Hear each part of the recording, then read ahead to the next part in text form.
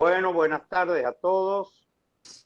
Este, Hoy vamos a tener un placer. El profesor Schiavelli, a quien todos ustedes ya conocen, colaborador y docente de nuestra materia, les va a hablar de un tema muy interesante. Lo han escuchado ustedes a lo largo de las cursadas hablar de las expectativas de cómo mejorar la obtención y la calidad de los órganos a través de las máquinas de perfusión. El profesor Schiavelli está a cargo de la primera experiencia en la Argentina con máquinas de perfusión y está desarrollando el protocolo y hoy nos va a dar la charla sobre máquinas de perfusión, así que espero que lo aprovechen. Vamos a aprender de esto y Rubén, sin más trámite, cuando quieras comenzar. Vamos. Bueno, no te presento porque ya todos Ya está, ya te está. conocen, ya te hemos presentado, así que adelante nomás, Rubén. Y de nuevo reitero el agradecimiento siempre, ¿no? Vos sabés que siempre digo lo mismo, es un gusto estar acá, así que... Bueno, a ver, vamos a compartir. Ahora sí. Pantalla.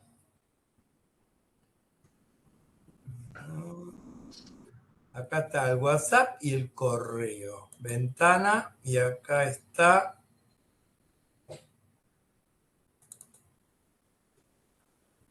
¿Qué querés compartir, Rubén? Ahí está, ahí está. Creo que es esto, ¿no? Sí. Necesitas una clase de informática, Sí, Rubén, yo ahí me está. ofrezco. Listo. Bueno, nada. Ahí creo, ¿estamos en pantalla ya? Sí. ¿Se Ahora ve? sí, perfecto. Dale, bueno, gracias. Gracias, Roberto, como siempre, un gusto estar acá con ustedes, chicos. Y hoy me tomé la libertad de invitar a mis residentes, algunos médicos del servicio que no pudieron ver esta charla. Así que gracias también por esa posibilidad a la cátedra. Y un gusto realmente estar con ustedes, con todos ustedes. Bueno, nada, nosotros tenemos alguna justificación para incorporar a las máquinas y fundamentalmente fue esto de la DGF. ¿Qué es esto de DGF? Es Delay Grand Function o retraso de la función del injerto. Más o menos está descrito en el mundo entre 2 y 50% y hasta un 10% en donante vivo. ¿Qué quiere decir esto? Pacientes que tienen que dializar después que se trasplantan. Un tiempo, una semana, 2 semanas. Pero cuando uno va a la definición, es la necesidad de diálisis post-trasplante. Como ven acá, la anatomía generalmente, la anatomía patológica es un NTA.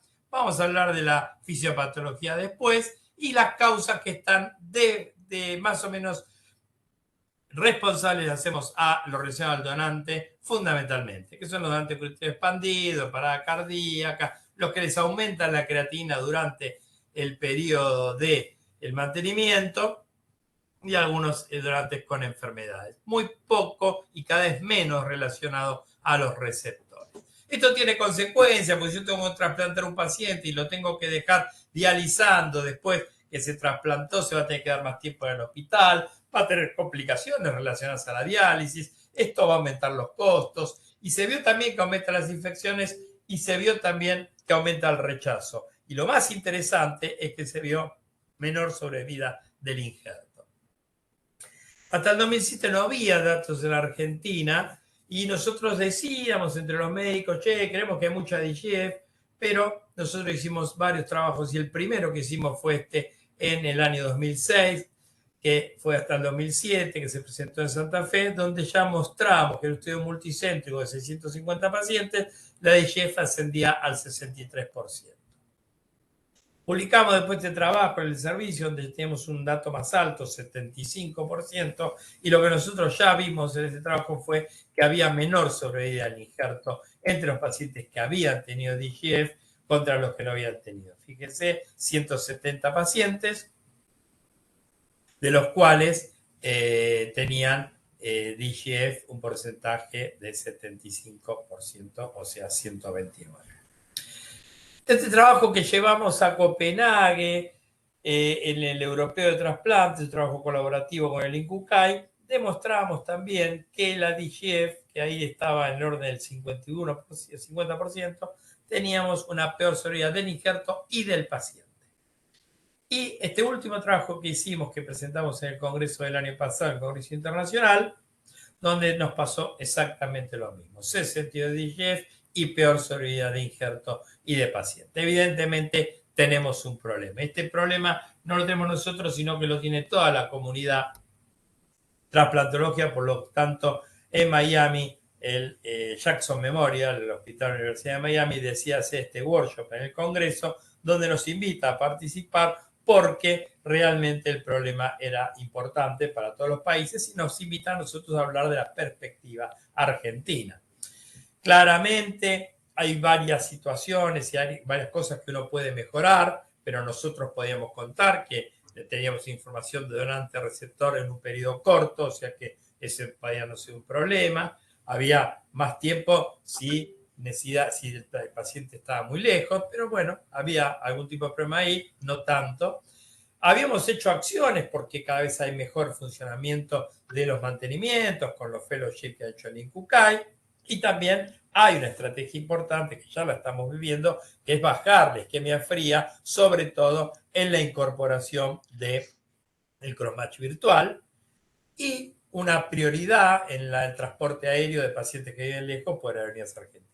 Y un objetivo que teníamos en ese momento era la incorporación de la máquina, o sea, todas las situaciones o todas las líneas de trabajo para mejorar esta DGF. ¿Qué propone la DGF? ¿Cuál es la fisiopatología? Bueno, como ustedes saben, el órgano, una vez que se clampea, una vez que se cierra la arteria y la vena de donde está el donante, empieza un proceso de isquemia. Este proceso de isquemia tiene todas estas consecuencias.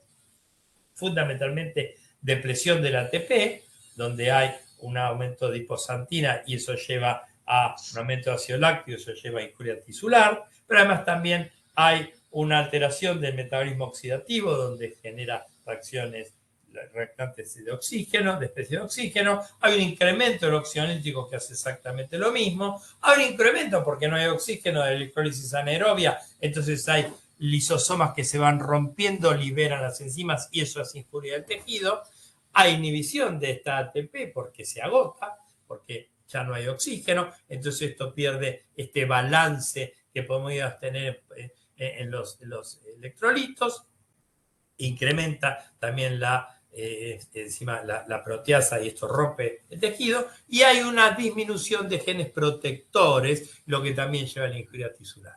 Yo agregué acá dos cosas fundamentales que son un poquito más nuevas, que son la apertura de los poros de transición de la mitocondria, que produce, al estar en este estado de hipoxia y en la reperfusión sobre todo, produce apoptosis. ¿Cuál era la fisiopatología o la explicación racional por la cual mantenemos los órganos en soluciones a temperaturas bajas de 4 grados? Es que en realidad lo único que se consigue es un enlentecimiento de esta depresión del ATP. Esa es la única función que tiene el mantenimiento estático con soluciones en frío, que es lo que hemos hecho hasta ahora. Cuando uno miraba un poco los primeros estudios, decía, bueno, el problema es la isquemia. En realidad el problema no es la isquemia, porque en el muerto encefálico la cosa empieza con la muerte. Cuando se produce la muerte, ya recuerden que ya lo hemos hablado y ustedes lo han visto, hay una herniación del cerebro, una salida de catecolaminas, y esto hace que el cadáver produzca una reconstrucción microvascular, trombosis e inflamación. Cuando aparece la ablación, cuando aparecen los cirujanos sacando estos órganos, hay una exacerbación de la injuria isquémica. Y cuando se meten en frío, hay daño endotelial que tiene más efectos trombóticos. O sea que claramente el proceso no empezó en la isquemia solamente, sino que empezó antes. Creo que hay un micrófono abierto, ¿no? Eso te iba a decir, Rubén. Apaguen los micrófonos, por favor. Es el micrófono del doctor Clemente. Sigue ganando recursos y recordando. Bueno, a él se lo perdonamos. ¿Qué pasa cuando vuelve el oxígeno? Cuando se reperfunde el órgano. Cuando el órgano se coloca en el receptor, y tiene una entrada de sangre oxigenada. Este aumento es rápido, lo que es aumento de oxígeno a nivel de la sangre y normalización del pH. Esto incrementa el calcio citoplasmático y dentro de las mitocondrias y genera radicales libres. Mucho oxígeno genera muchos radicales libres. O sea que todo lo que fuimos viendo se exacerba. Se abre el poro de la mitocondria, como decíamos, que lleva a la apoptosis, y aumenta el complemento que trae arrastrado una infiltración neutrófila y activación de respuestas citotóxicas. O sea que este proceso de reperfusión es tan dañino y tan malo como el de hipoxia que nombramos antes. Acá está un poquito graficado lo que hablamos recién. Muy bien, todo este proceso va a contribuir a la injuria por isquemia reperfusión, que culmina en lo que llamamos DGF o retraso de la función del injerto, y que a la larga, con sucesivas reacciones inflamatorias, no se olviden que el paciente trasplantado va a sufrir durante su vida diferentes situaciones de inflamación, va a llevar a una fibrosis intersticial progresiva. ¿Qué puede hacer la máquina de perfusión por todo esto? Bueno, hay una historia de la máquina y es una historia bastante antigua porque ya en 1849 este científico Carol Loevel hace una primera perfusión ex vivo en un riñón, que es un riñón de cerdo, a través del pedico vascular, se le pone sangre y él obtuvo formación de orina. Fíjense que ya hace más de un siglo y medio este científico demuestra que este riñón fuera del organismo puede producir orina. La primera máquina de perfusión es esta máquina de Carrel y Limber, y acá les quiero hacer una pequeña aclaración. Carrel es el cirujano que describe es un francés que describe la sutura vascular y que gana el premio Nobel por esto, y que gracias a él prácticamente se hacen trasplantes de órganos por la descripción de cómo se tenía que suturar los vasos. Y Limber, los que han tenido la posibilidad de viajar y estar en algún aeropuerto, alguna vez habrán visto un avión colgado que se llama Espíritu de San Luis. Es el avión que por primera vez cruzó desde Inglaterra hasta Estados Unidos. Limber era el piloto, que era un ingeniero en realidad. Y aparece Limber ahí como haciendo esa epopeya, pero además era un ingeniero que trabajaba en máquinas. Juntos ellos diseñan esta primer máquina de perfusión, le ponían un líquido con nutrientes artificiales y propone por primera vez que los órganos pueden estar almacenados en un sistema cerrado que perfunda el riñón. Fíjense que estamos hablando de 1930 y acá está la revista El Times con la máquina. Y después esto que tienen acá a la derecha del año 2014 es un poco el legado, ¿no?, que ellos dejaron. Bien, en 1967, ya mucho más acá, Belzer diseña esta máquina que hace ya con avances importantes porque son riñones de perro, que los perfunda durante 24 horas y le hace un seguimiento de 13 semanas con excelente función. Los trasplantan y andan muy bien en los animales. Y fíjense que esta máquina acá en el medio tiene un oxigenador. Después vamos a hablar de eso. Esto está publicado ahí en esta revista, ¿sí?, en 1967. La máquina Waves, yo la traigo a colación porque tiene que ver fundamentalmente con una experiencia que vivimos hace muchos años en Argentina, porque nosotros logramos que nos regalaran esta máquina de Francia. El doctor Diego Kantarovich estuvo atrás de esto, la doctora, se me fue el nombre ahora, de Silvina, ahora les voy a decir, nos regaló esta máquina y esta máquina quedó en la aduana. Lamentablemente nunca la pudimos sacar de la aduana, por lo tanto nunca, debe estar todavía en la aduana porque hice todo lo que se imagina para poder sacarla de ahí y nunca la pude sacar. Así que la primera máquina que vino a Argentina todavía debe permanecer en la aduana. Tuvimos una experiencia muy linda. Hace ya unos años diseñamos esta máquina, es una máquina argentina que se llama Leu, y yo asesoré para diseñarla con el doctor Berra, que fue el que la hizo, y esta es una máquina que está esperando todavía poder empezar a funcionar, porque lo que le falta es un financiamiento, pero este prototipo existe y han perfundido algunos riñones de cerdo. Bueno, es una alternativa claramente para disminuir la DGF y esto está demostrado ya en mucha bibliografía. les traigo solamente a colación esta de 2016, donde están descritas las máquinas que hay. La primera, que es la Life for Kidney Transporter, es la que nosotros tenemos. Fíjense que está en el mercado de 2004, autorizada de 2003, y después hay otras más. Y después también, para decirles que hay máquinas de hígado, hay máquinas de pulmón y hay máquinas de corazón. ¿Cuál es la diferencia entre una máquina y un riñón que no esté en máquina? Bueno, la solución de preservación, cuando uno está en una preservación hipotérmica, uno no sabe si va a llegar.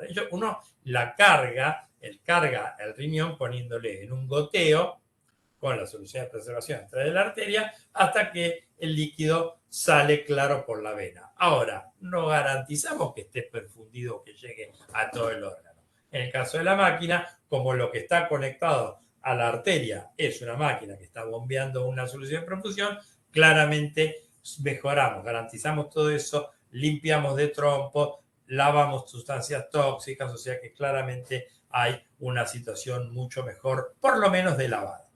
La temperatura, cuando uno tiene a 4 grados, acá dice no está garantizada, hoy el Incucay ya tiene heladera con termómetro, por suerte, y por lo tanto pueden ser seguidas con geolocalización y la temperatura, pero en la máquina siempre está garantizada porque la vamos midiendo todo el tiempo.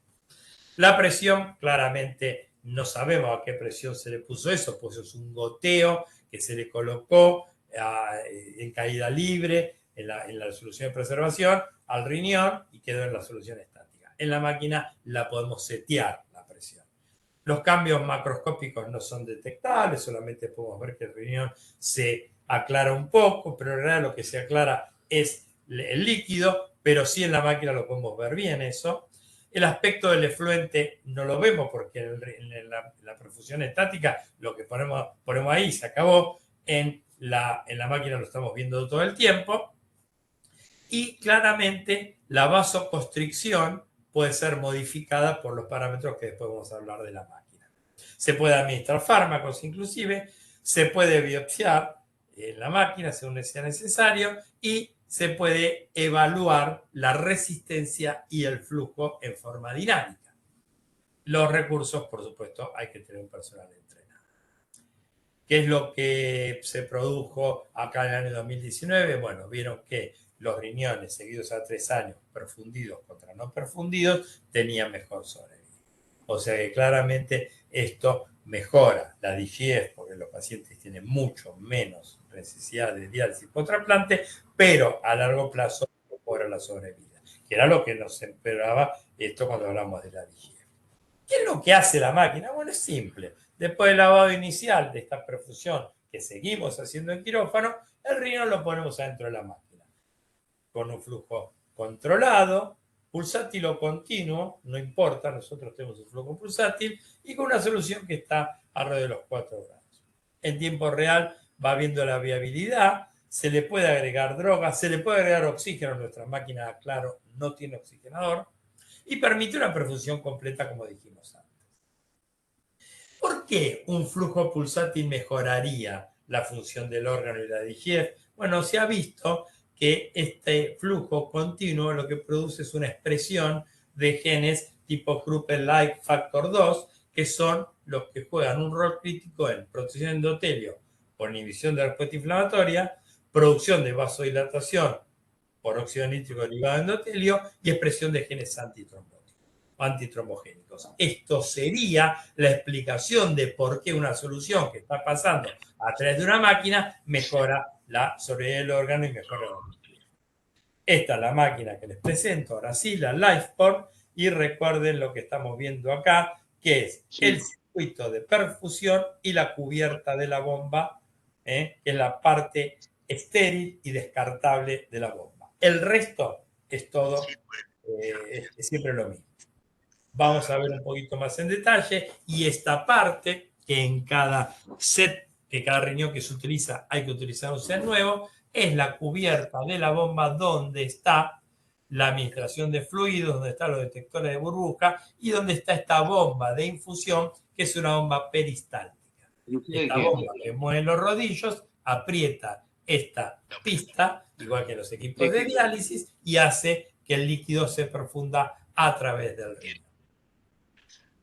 Tiene dos paneles de control. Un panel de control que está dentro de la máquina y que nosotros solamente van a ver los que incorporan el riñón a la máquina, y es un panel que permite setear la presión, que es lo único que hacemos, y después controlar. Y después, por supuesto, cargar los datos del paciente y prender la máquina. Esas son las únicas cosas que hay, pero la única cosa que nosotros definimos es la presión. Y esto nos permite ver cuánta presión le pusimos y cuánta presión está llegando. Es uno de los objetivos que tiene el protocolo. Una vez que se tapa la máquina, y ahora se lo muestro acá. Bueno, después hablamos. Una vez que se tapa la máquina, se ve, acá están los dos displays. El de arriba es el que le mostré recién, que tapado solamente queda el de abajo, la pantalla externa. Entonces, una vez que se tapa, aparece esta pantalla externa donde vamos a poder ver la presión, donde vamos a poder ver el flujo, donde vamos a poder ver la resistencia y donde vamos a poder ver la temperatura y, por supuesto, los datos del paciente. O sea que este es un display que no nos permite acciones, sino que nos permite solamente recibir información. Y que nosotros vamos a estar mirando, recuerden que dije que lo único que seteamos es la presión va a estar vista acá, sistólica y diastólica, y fíjense cómo se ve el flujo y la resistencia. Desde ya les voy diciendo que el objetivo va a ser un flujo arriba de 100 y una resistencia abajo de 0,3. Nosotros dispusimos un quirófano para hacer este protocolo. Este quirófano de la puerta de la izquierda se entra directamente del pasillo, entra a esta habitación y después se ve esta puerta a la derecha donde están las máquinas de perfusión. Estas máquinas de perfusión en este espacio es un espacio no estéril, ¿sí? Esta puerta verde que ven al fondo es la entrada al quirófano. Y acá abrí la puerta y se ve ya la parte del prequirófano y acá está el quirófano con su lámpara cialítica. Esto es un poco el inicio o el germen del laboratorio de perfusión de órganos del Hospital Argerich, con este espacio que tiene una ubicación estratégica porque esta máquina, como les voy a explicar después, va a salir en cada operativo hasta en donde está el receptor.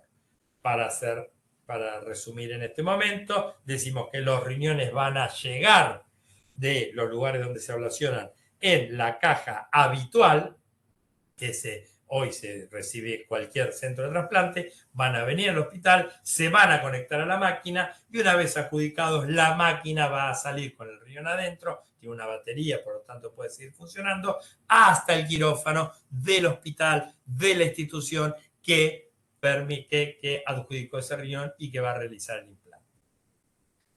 El proyecto que se hizo tiene 2 etapas. Yo les voy a mostrar la primera etapa, que es la etapa que ya hemos terminado. Son riñones procurados de antes fallecido en el AMBA. Y lo que estamos buscando es factibilidad, seguridad, resultados del trasplante en estos riñones. La primera etapa solamente evaluamos factibilidad, seguridad y coordinación. ¿Por qué? Porque lo hicimos sobre riñones para descarte, riñones que ya habían sido descartados. ¿Por qué hicimos esto? Bueno, porque queríamos evaluar cómo funcionábamos nosotros, no la máquina. La máquina es comercial, está totalmente probada, pero sí era importante decir, bueno, cómo nos adaptamos nosotros como institución y como sistema sanitario para poder hacer una perfusión de órganos. Por eso hicimos esto de usar primero la máquina para riñones descartados. Hicimos lo que les voy a mostrar ahora. Entonces, los objetivos de esta etapa eran establecer los tiempos, adecuar la coordinación logística, tiempo, transporte, contenedores, determinar los tiempos de perfusión y revisar el procedimiento de conexión, determinar técnica quirúrgica adecuada, hacer un control microbiológico del proceso, evaluar la biopsia y realizar el instrumental que habíamos decidido que tenía que usarse. Esos fueron los objetivos específicos de esta parte. Incluimos, como les dije antes, 10 riñones procurados por el Sistema Nacional de Donantes y que fueron descartados. Recién cuando eran descartados pudieron entrar a este protocolo. ¿Cuáles fueron los resultados? Bueno, primero les muestro el procedimiento. El procedimiento, como les dije, el riñón llega acá en una caja habitual, es recibida por nuestra médica de guardia, acá Carolina es nuestra médica de guardia de los miércoles y ahí está como modelo, y el riñón es llevado al 6º piso del Hospital Argerich al laboratorio de perfusión. En el laboratorio lo que estamos haciendo acá, lo primero que estamos haciendo es llenando en este recipiente, no estéril, por eso no tienen guantes el cirujano, está llenando de hielo no estéril, hielo en escamas, para que se produzca un lugar de enfriamiento. Acá hay una maniobra que está haciendo el doctor Sánchez acá, que es un poco mezclarla. Fíjense que este dispositivo blanco que se llenó de hielo, y acá ya estamos viendo la temperatura del hielo en la máquina. Cargamos los datos del paciente y lo que hacemos es encontrarnos con este dispositivo que ven acá, que es el dispositivo descartable. Fíjense que ya estamos en quirófano, y donde se llena este dispositivo con la solución de preservación, que para esta máquina es la KPS1 de Organ Recovery. Se vierte la solución dentro del recipiente, descartable, y es donde va a ir el riñón. Acá está la mesa quirúrgica preparada, y se hace la apertura normal del riñón que vino en esa caja que les mostré antes, y lo primero que se hace, como hacemos habitualmente en cada trasplante, se toma el primer cultivo de líquido de preservación. Una vez que eso está tomado, se pone el riñón y se prepara este riñón que fue ablacionado en alguna parte, en alguna institución, se prepara para hacer la conexión a la máquina. Entonces, toda esta preparación, que es una preparación quirúrgica, es a los fines de poder conectar la arteria renal a la máquina. Pero además se está chequeando que la vena esté indemne, que no haya pérdida, que no haya pérdida por la arteria y que el ureter esté indemne. ¿Y cómo se conecta esta arteria renal a la máquina? Bueno, hay 3 dispositivos. El de la izquierda, que es el más utilizado, y ahora lo vamos a ver, que es como una capsulita. Entonces ahí adentro de esa capsulita es donde está el ostium de la arteria, rodeado por el parche aórtico, o sea, parche de la arteria aorta del donante. Ese pedacito de parche que los cirujanos es tan importante porque es sobre el cual se sutura en la arteria del receptor, ese pedacito de parche está metido dentro de esta capsulita que ahora les voy a mostrar. Hay otros dispositivos cuando se puede usar la capsulita, que es que es el del medio, que es más chiquito para usarlo, y hay otro que ya pasa cuando no hay parche renal, no hay parche arterial, y directamente se le mete un tubito adentro de la arteria renal y hay que sujetarlo con una sutura ahí. Bueno, como les dije, este es el más común, es esta capsulita que está acá. Esta capsulita se abre y fíjense cómo el parche en la foto de arriba a la izquierda está dentro de la capsulita, ¿sí? Esto es como se corta, se adecua este tamaño, y una vez que está el parche, acá se ve perfecto, la arteria renal y el parche adentro de la capsulita. Una vez que eso ya está preparado, se chequea que no haya ninguna pérdida con jeringa, con solución de preservación, y ya está preparado para colocar en la máquina. Entonces, se pone en esta camita, fíjense que queda el riñón en esta camita que está acá, con este sostén que sostiene este dispositivo de cápsula, tipo cápsula, y se hace la infusión de líquido para seguir probando que la arteria esté indemne. Fíjense acá abajo, está la arteria que está colgadita ahí, y acá abajo ven la vena que está sobre el parénquima renal, que queda abandonada y que es por donde va a salir el líquido de perfusión. Y este líquido de perfusión va a salir y va a caer en este dispositivo tipo ollita que les mostré antes, y se va a ir recuperando todo el tiempo de ahí. El uréter también está por ahí. Bueno, ya tenemos el riñón, entonces ahora tenemos que ir a ponerlo en la máquina, que recordando que no es estéril, se le pone este campo para ya entrar en el espacio estéril. El campo tiene la forma de D para que pueda entrar ahí. Y ahí es donde metemos este dispositivo adentro de la máquina. Fíjense que está todo esto estéril, y colocamos Bien, ya el riñón adentro de la máquina y fíjense cómo queda. Por acá, si ven el riñón, ven la arteria, está dentro de la capsulita y ven cómo le entra la perfusión a través de esta punta de la derecha, entra la perfusión acá. Va a entrar a la arteria y va a salir por la vena. Y esto que ustedes ven hacia la derecha de la pantalla es el uréter. El riñón está sumergido en esta solución que está recirculando todo el tiempo y que la única cosa que tiene es un filtro, por lo que cuando salga de la vena pasa por un filtro para que se queden atrapadas todas las impurezas que pueda tener el riñón. Una vez que ya está colocada, se ponen 2 tapas, tiene, para que quede el riñón totalmente aislado. Y acá les muestro 2 cosas. El de la derecha tiene valores reales. En esta etapa nosotros no medimos los valores, pero sí los espiamos. Y vemos que a una presión conseguimos de 34, conseguimos un flujo de 91, recuerden que estamos buscando uno de 100, y una resistencia que fue bajando y llegó a 0,36. Estos son riñones descartados que no se van a implantar. Entonces lo que hicimos fue mirar un poquito los valores, pero los valores no están en el trabajo de investigación, sino que aprovechamos a mirarlos. ¿Por qué digo que tiene valores contradictorios? Porque la máquina solita, de vez en cuando, hace un lavado. Entonces, en vez de mandar el líquido al riñón, hace un lavado del sistema, entonces todos estos parámetros dicen cualquier cosa. Cuando vuelve a perfundir, aparecen los parámetros normales o los observados que estamos buscando nosotros. Así quedan las 2 máquinas en la parte no estéril, y estas máquinas van a ser controladas por nuestros médicos de guardia a través de una cámara que va a estar mirando todo el tiempo los displays. Fíjense, la de la izquierda tiene un flujo horrible, 0,44, es muy bajo ese flujo, y una resistencia, un flujo de 87 y una resistencia de 0,44. Y la de la derecha tiene un flujo horrible de 38 y una resistencia súper alta de 0,97. Bueno, esto es un poco mirar esto, no, eran riñones que no se van a implantar. Cuando nosotros en el protocolo suspendimos la perfusión, hicimos la toma del segundo cultivo para ver si no generábamos ninguna infección dentro de la máquina.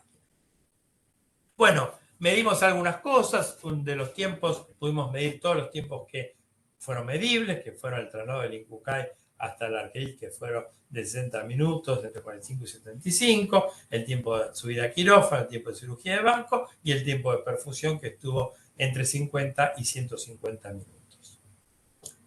Las bacterias que encontramos fueron siempre menores en la posperfusión y los negativos se mantuvieron negativos. La única cosa que nos sorprendió fue gérmenes de contenido intestinal que fueron encontrados en 2 riñones que fueron mal embalados y que probablemente en la ablación fueron contaminados con líquido intestinal y por supuesto aparecieron en la pre y en la postperfusión. Pero después siempre hubo una disminución de los gérmenes preperfusión y postperfusión y hubo siempre los negativos se mantuvieron negativos. En la anatomía patológica lo que tuvimos fue fundamentalmente NTA, que fue del 20% hasta el 90%, y después lesiones propias vasculares del donante. Hicimos toda una lista de instrumental que nos faltó, o sea que programamos un instrumental y tuvimos que agregar esto eran unos objetivos para evaluar. En resumen, en esta primera experiencia en Argentina con máquina de perfusión, se adecuó muy bien el hospital al sistema, observamos gérmenes de piel o de superficie, salvo en 2 que aparecieron estos intestinales, la anatomía patológica fue NTA y los resultados dentro del esperado con los 10 riñones perfusos. Hasta acá, esta primera experiencia, que fue la experiencia, ya les digo, de logística, seguridad y factibilidad. La segunda etapa, que es la que va a entrar en marcha ahora, lo que vamos a ver es buscar ya trasplantar a este riñones perfundidos. Siempre en la misma área, AMBA, y más o menos AMBA teniendo el primer cordón, o sea que sería hasta La Plata, o hasta Cañuelas, o hasta Pilar, más o menos. Y en esta etapa ya vamos a ir buscando elementos más importantes, vamos a ver si la presión que ponemos está bien, y vamos a escribir los cambios ya ahora sí en el flujo, en la resistencia y en la temperatura, Y vamos a relacionar eso después con el trasplante, sobre todo con la DGF y los rechazos. Por supuesto que siempre vamos a estar reevaluando la esterilidad. Ya no podremos hacer nosotros la segunda muestra de cultivo porque la máquina recién se va a abrir en el quirófano receptor, por lo tanto ahí se tomará y traeremos la muestra, pero no vamos a poder abrir la máquina una vez que la cerremos. Vamos a perfundir un número igual a la cantidad de máquinas que haya, van a ser perfundidos, van a ser ablaciones, como dijimos, en el mismo sistema de salud, de cualquier institución, van a ser trasladados al hospital, conectados a la máquina, y después la máquina va a ir al centro de trasplante que corresponda. Y un poco explicando ya ahora sí, desde el punto de vista de funcionamiento de la máquina, vamos a configurar la presión, que es lo que decía que es lo único que nosotros seteamos. No debemos encontrar una diferencia desde lo que ponemos a lo que observamos, de más de 5. Vamos a ver el flujo, es el flujo que atraviesa el lecho vascular. En los riñones óptimos esto va a ir aumentando porque se va vasodilatando. Y vamos a medir la resistencia de la fuerza que necesitamos para bombear y esto va a ir bajando a medida que el flujo vaya aumentando porque los órganos van perdiendo la rigidez. Claramente son inversamente proporcionales el flujo de resistencia como esta curva como esta fórmula que usted ve en la derecha. Y esta curva de presión es una presión fisiológica porque la bomba es pulsátil, no es continua. Entonces podemos marcar una sistólica y una diastólica. La temperatura hay que mantenerla y eso tiene que ver con el hielo disponible que tenga la máquina.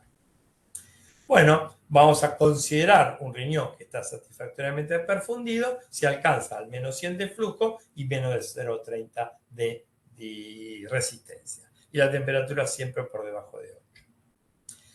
Importante que no vamos a agregar isquemia fría, por lo tanto hemos tomado la decisión de todos los órganos que podían salir de la región AMBA no ponerlos. Es así que no vamos a poner donantes pediátricos, porque donantes pediátricos se pueden salir del AMBA en un receptor que esté en otro lado. No vamos a incluir donantes AB por la misma razón. Y vamos a iniciar, después que hayamos descartado un último acceso vascular que puede salir de la región, o un zero mismatch o hipersensibilizado. Recuerden que ahora estamos distribuyendo por antígenos no aceptables, o sea que vamos a tener riñones viajando bastante tiempo. Descartando todo eso, recién vamos a poner la máquina asegurándonos que el receptor esté dentro de la región AMBA. Esto es una decisión de política sanitaria. No quiere decir que esto vaya a ser siempre así toda la vida, pero en esta segunda etapa del plan piloto se decidió hacer en esta zona geográfica. Hicimos un score para pacientes y vamos a poner siempre la prioridad en los que se extraigan en asistolia. Creo que ustedes tuvieron la charla de asistolia, que es el sacar un riñón con el corazón parado.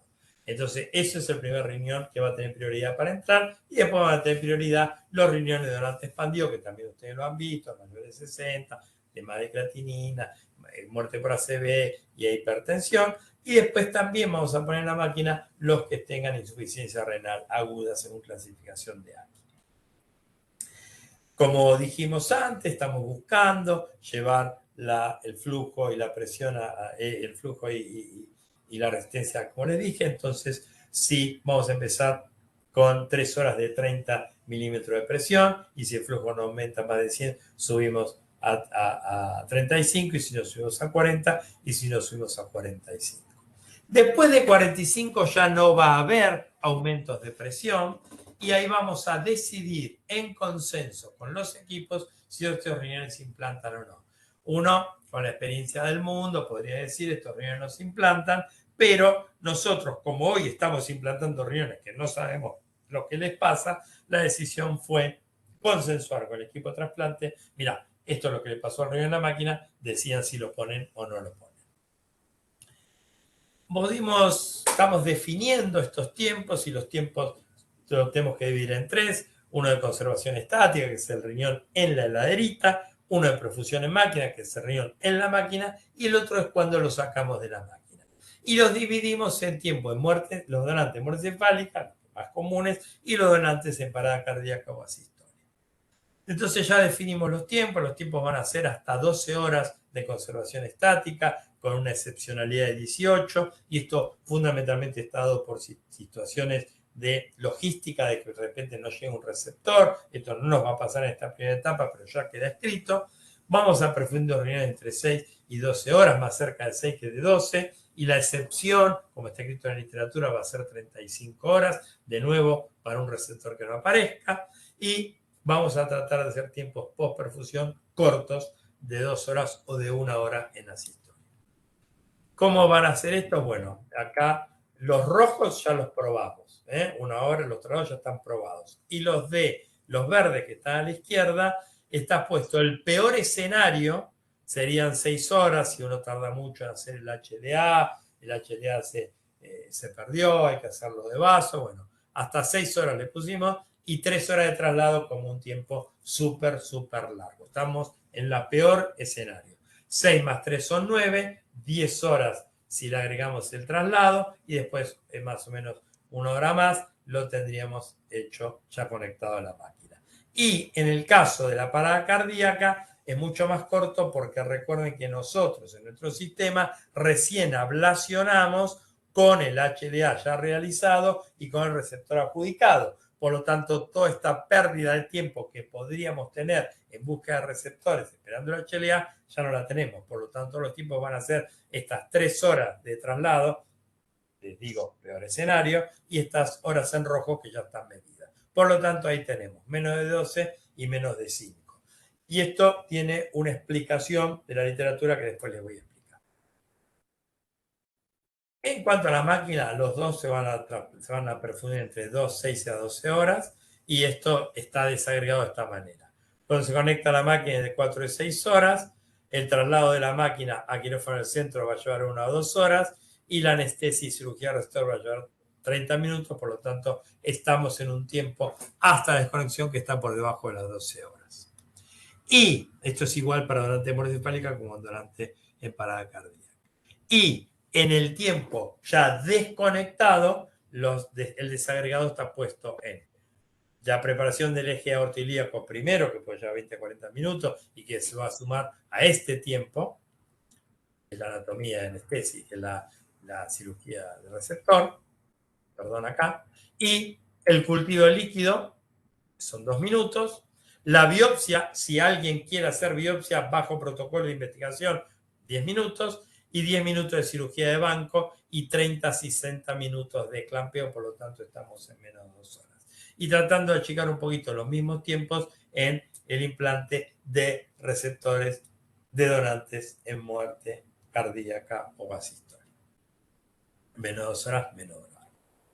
Por lo tanto, si estos tiempos lo logramos, vamos a tener un tiempo de procedimiento estático, el donante hemorroencefálica que va a ser de 6 a 11 horas, el donante parada cardíaca 5 a 6, un tiempo de máquina de perfusión de 6 a 10 y un tiempo de isquemia postperfusión de 2 a 1. Por lo tanto, la isquemia fría esperable en estas máquinas va a ser el donante hemorroencefálica de 14 a 23 horas y donante parada cardíaca de 12 a 17 horas. Por supuesto, una vez que el receptor se trasplante, vamos a pedir la evolución del receptor, a ver si es DGF o no, y la evolución hasta 36 meses. Bueno, un poco les quería contar que todos estos tiempos estuvieron basados en estas experiencias de diferentes partes del mundo, sobre todo de logística. Fíjense que acá los brasileros tenían una colocación a la máquina después de 22 horas de frío estático, y acá es donde se saca este tiempo máximo que les planteé antes, ¿no es cierto? Y ellos, como tienen este problema por cuestión de distancia, lo que dijeron es, che, vamos a ver si le ponemos la máquina después de largos periodos de estático, a ver si esto varía o no varía en cuanto a los que se trasplantan. Entonces plantearon la duración de diálisis, el rechazo y la función real al alta de los 6 meses, y lo que vieron fue que los que trasplantaban en forma inmediata tenían siendo todos parecidos, tenían una isquemia que estaba alrededor de 22 horas, y los que trasplantaban con la bomba de una isquemia de 31 horas. O sea que le agregaban este tiempo de bomba. Lo que ellos vieron fueron que el tiempo de DGF bajó y la DGF bajó. Entonces, agregándole más horas de isquemia, pero en bomba, contra estas horas que usamos nosotros hoy en cualquier lado, bajaba la DGF y bajaba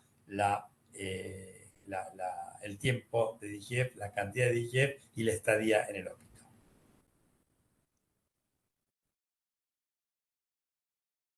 Entonces, la conclusión de este trabajo es que es posible utilizar la máquina de perfusión después de un periodo largo de isquemia, de frío estático. Todo esto son situaciones logísticas. O sea, llegó tarde el riñón, llegó tarde el receptor. Bueno, no tenemos la posibilidad de hacerlo rápido, entonces lo podemos poner en la máquina y es mejor ponerlo en la máquina. Hay otro trabajo que es el efecto de ponerlo en la máquina en forma tardía, con un total de isquemia de 24 horas. Fíjense, este trabajo se evaluó la máquina, sobre parámetros hemodinámicos e histológicos en 21 trasplantes, poniendo la máquina en forma retrasada, con una isquemia total de todos los trasplantes de 24 horas. Y fíjense, ellos toman acá la máquina al principio y al final. Fíjense cómo mejoró significativamente los parámetros hemodinámicos, cómo fue bajando la resistencia arterial y el flujo, que es un poco lo esperable, cómo se conservó cierta actividad metabólica, ya que hubo una disminución del pH, de la glucosa y del oxígeno y un aumento del lactato, y cómo hubo una estabilización en la biopsia pre y post en cuanto a términos de daño nuclear y citoplasmático. Entonces, claramente dijeron que la máquina era mejor utilizarla porque había una correlación significativa en cuanto al flujo y la resistencia vascular, y estos tiempos de isquemia más largos tienen mayor resistencia y menor flujo arterial. Entonces, con un periodo de isquemia preliminar y un periodo extendido de máquina, alcanzando 24 horas de isquemia, no afecta negativamente los resultados. Eso es lo más importante. Esta otra cosa fue interesante porque de nuevo lo hicieron ya en más trasplantados y de nuevo problemas de logística. Entonces ellos tomaron dos modelos, dos tiempos, uno que son 11 horas de isquemia y el otro donde le agregan 19 horas de isquemia. Entonces, esta 19 horas de isquemia llegó a una isquemia total de 29 horas, el de la máquina. Y los resultados fueron que los de máquina, esto permitió planificar. Esto claramente es que tengo todo preparado y el receptor no está. Entonces lo meto en la máquina, le agrego un montón de isquemia, pero no importa porque el receptor está viajando quién sabe de dónde, y lo que ellos vieron fueron que esta mitad de los trasplantes tuvieron buenos resultados en forma comparables. Entonces, acá la conclusión fue, el uso de la máquina puede alargar la isquemia, porque estoy esperando el receptor, y traslado o convierto el trasplante renal en un procedimiento planificado, con resultados comparables. Y acá se nos acaba el problema de me llegó el riñón y no me llegó el receptor. Este último trabajo que les quiero mostrar es un poco el trabajo que demuestra que el tiempo de preservación estática es diferente si lo uso para donante cardíaco, parada cardíaca o donante en muerte encefálica. El estudio retrospectivo tuvo 59 receptores y 100 en muerte cardíaca y 177 en muerte encefálica. Y lo que ellos vieron fue que si al donante en muerte encefálica tiene menos de 6 horas y menos de 36 horas de máquina, la DGF es de 1.8. Pero si lo aumento a más de 36, aún teniendo menos de 6 horas de isquemia estática, se va a 16. Y si le aumento la isquemia estática, se va a 5. Claramente acá el problema en donante en muerte encefálica es el tiempo de bomba. Tiempo de bomba más de 36 horas es dañino. El resto podemos andar bien. Ahora bien, miren lo que pasa con donante parada cardíaca. A cualquier tiempo de bomba mayor de 6 horas es terrible la DGF, llegando a 80% si lo estoy profundiendo mucho tiempo. Por lo tanto, el impacto de la preservación estática se ve en los donantes en parada cardíaca y no se ve tanto en los donantes en muerte encefálica. De ahí sacamos nosotros nuestros tiempos mínimos de 5 horas. Muy bien. Terminamos. No puse gracias, pero bueno, esto es un poco la explicación. Espero se haya entendido. Excelente, Rubén. Gracias, cuánta información y qué buen protocolo. Le debe haber llevado un buen tiempo de trabajo. Y bienvenidos a toda la muchachada, el equipo del Argerich que está acá presente hoy visitando nuestra cátedra. Gracias. ¿Alguna pregunta, chicos? ¿Médicos? ¿Comentarios? Gracias, Rubén.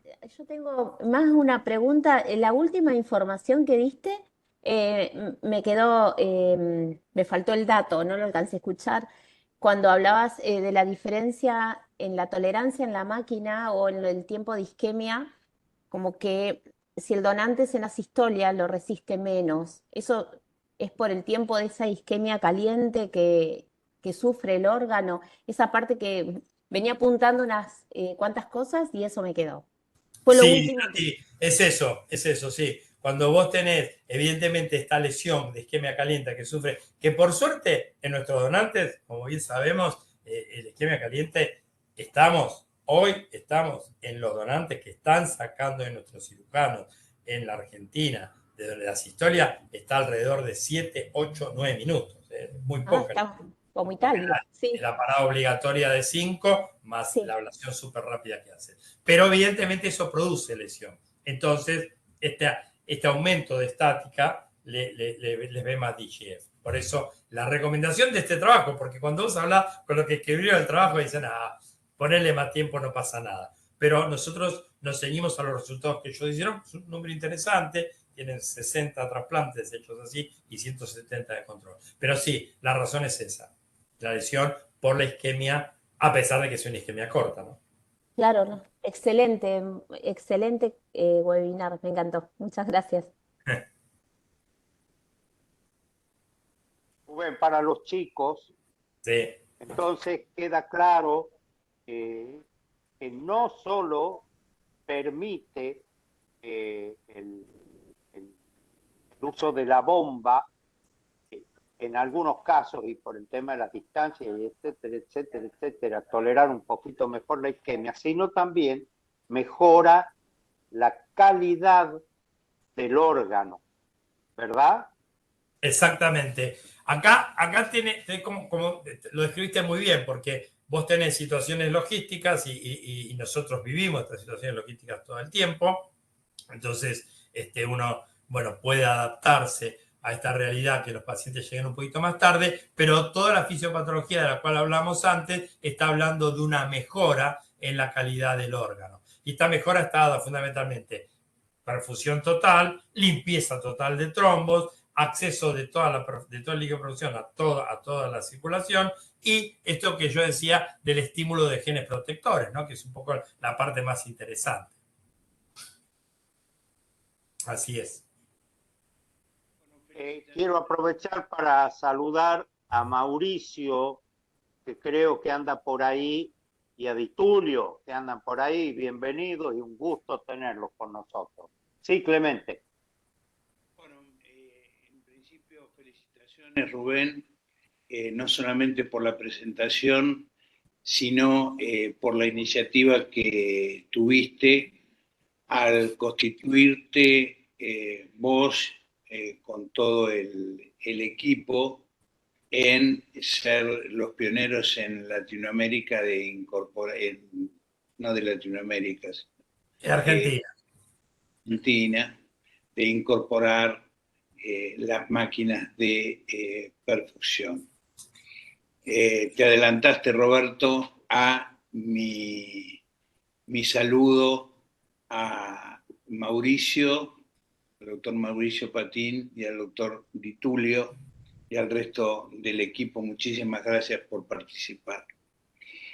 Mi pregunta va vinculada en este momento la disponibilidad es de ¿cuántas bombas? Dos bombas. Si nosotros tenemos en cuenta el número de donantes por millón de habitantes que tenemos, ¿cuál sería el número adecuado? Esa es la primera, el número adecuado de bombas que debería tener el sistema.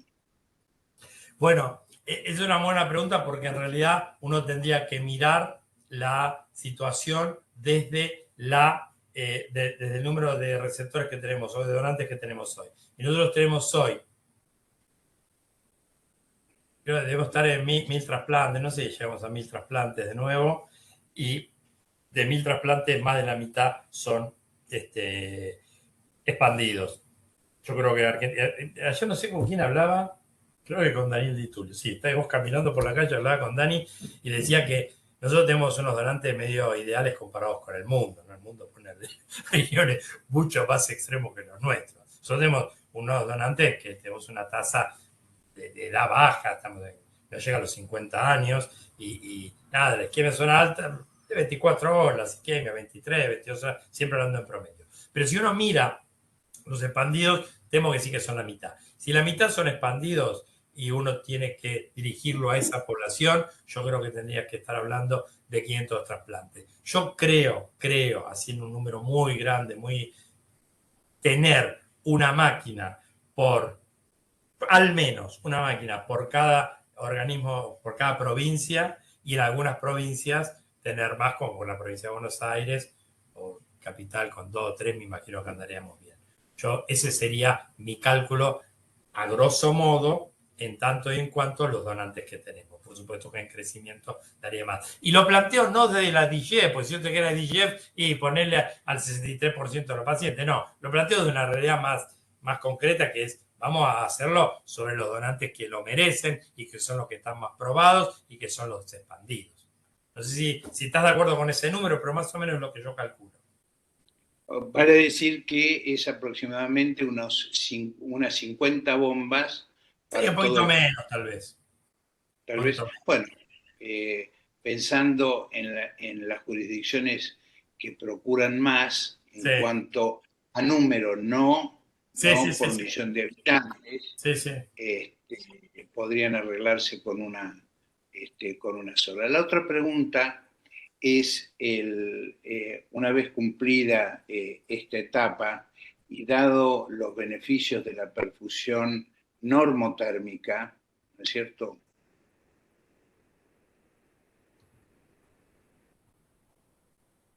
¿Te congelaste? Creo que se congeló, Clemente. Seguramente sigue conectado. Clemente. ¿Nos escuchás, Clemente? Me llama mucho la atención que hablando de normotérmica se haya congelado, pero bueno.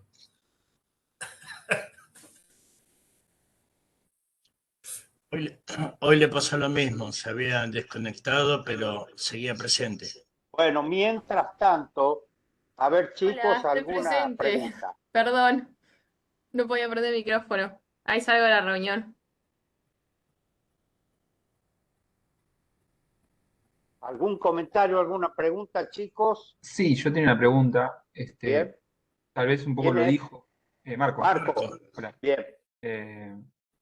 Un poco lo dijo, pero para quedar bien claro, yo entiendo que este tiempo, que puede llegar a ser hasta 6 horas, con respecto al tiempo de isquemia fría, en estos órganos que estaríamos seleccionando, que son los que más necesitarían porque generan una mejor calidad de órgano para luego en el receptor, si se hace lo antes posible, mejor aún este tiempo de espera para que llegue el órgano hasta el receptor, porque expandirlo un poco más de tiempo. El objetivo mío como ideal sería expandir el tiempo aún más, que es lo que ya se está logrando, con respecto a ese órgano que pueda mantenerse viable. Y que, a ver si te entiendo, Marco.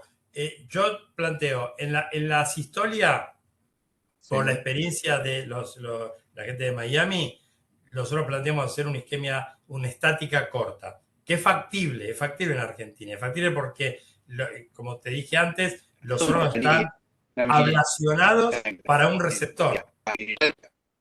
Sí.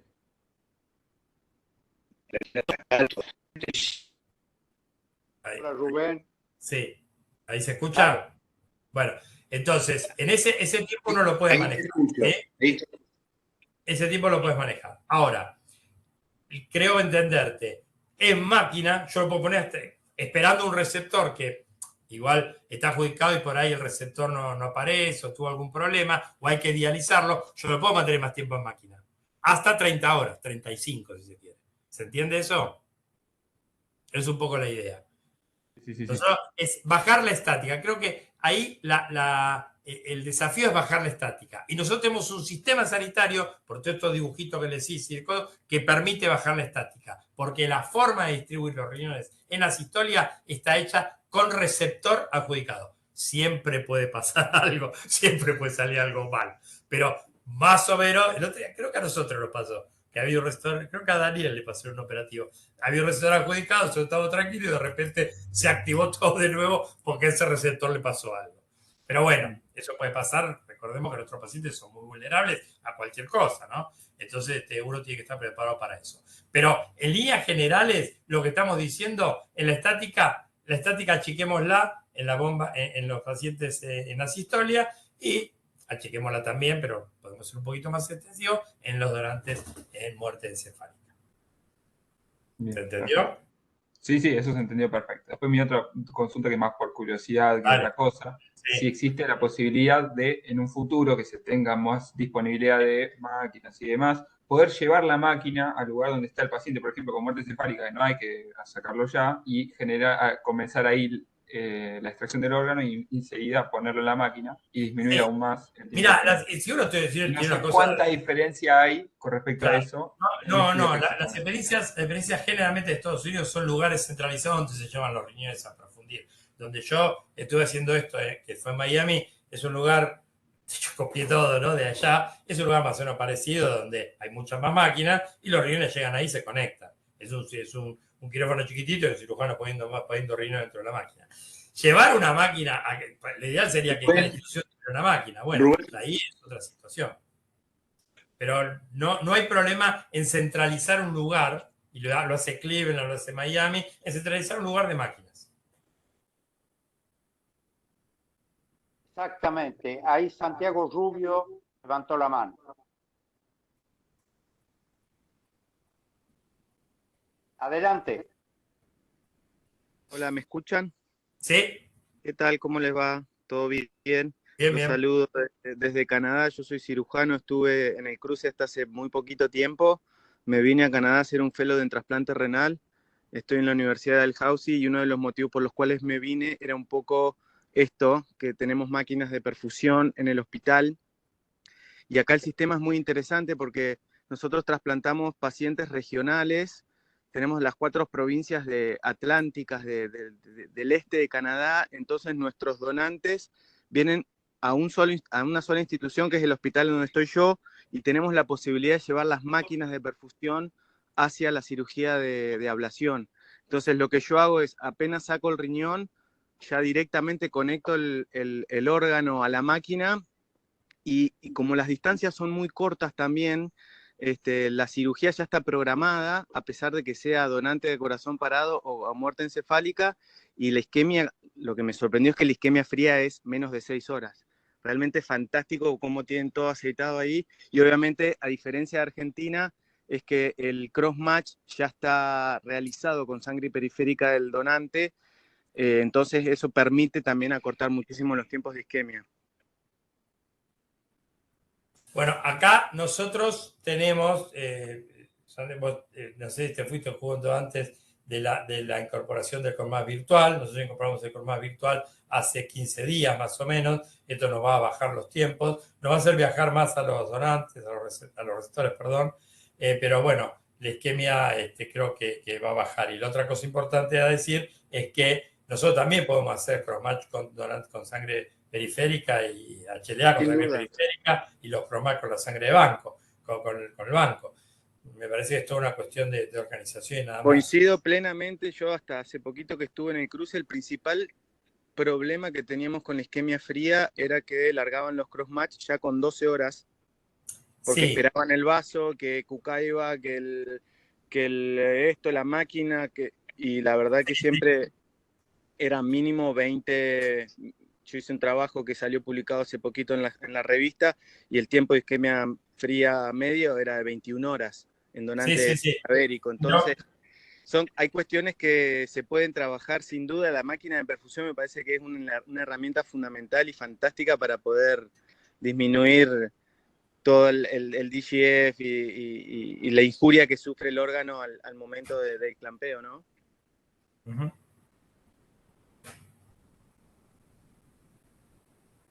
Pero bueno, muy, muy interesante y está buenísimo y ojalá puedan adquirir muchas más máquinas y que esto sea completamente accesible para todos los centros. Bueno, Sí. yo voy a estar acá 2 años, la idea es volver. Bueno, desde ya cuentan conmigo para lo que quieran.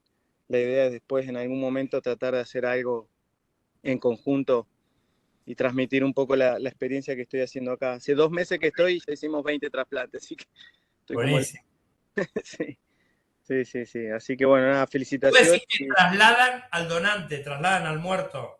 No, es muy interesante porque el muerto está en la institución. Por ejemplo, las ablaciones son en 3 ciudades más grandes. Una es Halifax, en la que estoy yo, que el hospital donde por lo general están los muertos encefálicos o los DCD, que son los de corazón parado, están a 4 cuadras del hospital donde es la cirugía de implantes. Entonces nosotros llevamos las máquinas, hacemos la ablación, conecto el órgano y me llevo el órgano. Mañana, Sí. por ejemplo, a las 8 tengo justamente un donante a corazón parado. Claro. Entonces, no tenemos que salir corriendo ni nada, incluso con los donantes a muerte encefálica. Te los mantienen, uno pone la fecha y el horario de quirófano y vamos siempre tranquilos y las trasplantes, para bien de los cirujanos, son siempre a las 8 de la mañana. Claro. Sí, pero bueno, la principal diferencia que hay con Argentina, al menos en esta zona, es que no trasplantamos con donantes de fuera de las áreas de la región donde que trasplantamos nosotros, a menos que sea un hipersensibilizado que puede venir de cualquier parte del país. Exactamente. Que es un poco similar a lo que pasa allá en Argentina.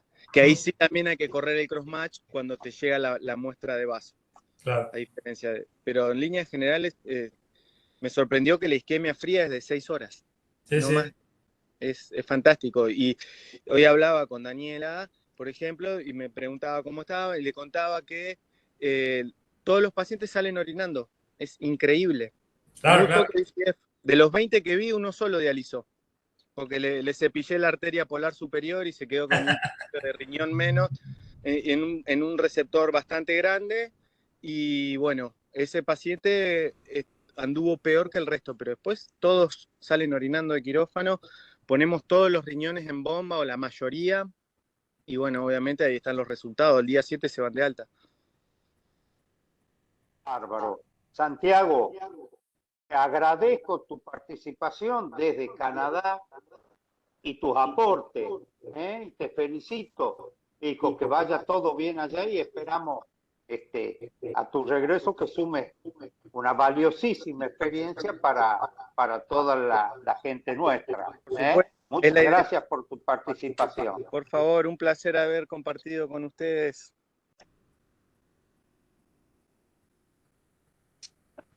¿Alguna otra pregunta, Clemente? ¿Ya te pudiste conectar? Creo que Clemente intentó contar algo de la máquina normotérmica. Ustedes saben que la máquina... Dale, Rubén, hace un concepto. La máquina normotérmica es una máquina en desarrollo todavía. Hay una sola comercial en el mundo, es una máquina holandesa. Es una máquina en desarrollo, es muy interesante porque es una máquina que perfunde con sangre. Entonces, si perfundimos con sangre, lo que vamos a obtener es el filtrado del riñón, por lo tanto está canulada la arteria, la vena y el uréter. Y es algo totalmente diferente. Le diría que es casi experimental, está saliendo ya la fase experimental, muy poquita experiencia, papers nuevitos, salidos, y con algunos resultados muy interesantes. Pero es un concepto mucho más fisiológico, si se quiere, ¿no es cierto? Donde lo que estamos planteando es el filtrado, porque tenemos transporte de oxígeno a través de la sangre y podemos hacer otras cosas. Así que creo que es el futuro. Nosotros estamos trabajando en un modelo, con un grupo argentino, estamos trabajando en desarrollo de máquinas de perfusión y vamos a ver si podemos avanzar con máquinas de perfusión renal y hepática, inclusive normotérmicas. Pero bueno, hoy lo que tenemos es la hipotérmica sin oxigenador. El oxigenador le da una ventaja a esta máquina, pero bueno, un poco lo que les conté por esta actividad metabólica que sigue teniendo el riñón estando adentro y teniendo evidenciada por la bajada de la P2 y por la subida del lactato, ¿no? O sea que claramente esta actividad metabólica está. Así que bueno, nada, un poco la idea es hacer nuestra experiencia con esto, poner a punto el programa y poder hacer que el programa sea totalmente repetible en cualquier parte del país, y este es mi objetivo, y por eso estoy tan estricto y somos el equipo tan estricto en cuanto a los tiempos, en cuanto a cada uno de los pasos que hacemos, ¿no? Pero ¿para qué? Para que mañana pueda agarrar un manual y decir, Córdoba, ayer hablaba con Novoa y le decía, bueno, mi idea es esta, que te puede decir, acá está lo que hicimos nosotros, adaptarlo, ¿no? Por eso somos tan estrictos y por eso todavía no empezamos a hacer, creemos que empezamos ahora en septiembre ya a perfundir para implantar. Y el otro gran tema que hay, que a mí también me gustaría decirlo, es que alguien va a salir a decir que esto es caro. Y esto es caro, pero lo que hay que mirar siempre es lo que significa. En principio, para el paciente, si tenés mejor calidad de vida porque te vas a ir antes, y si tenés una salida sin infecciones, y tenés una salida más rápida a tu casa.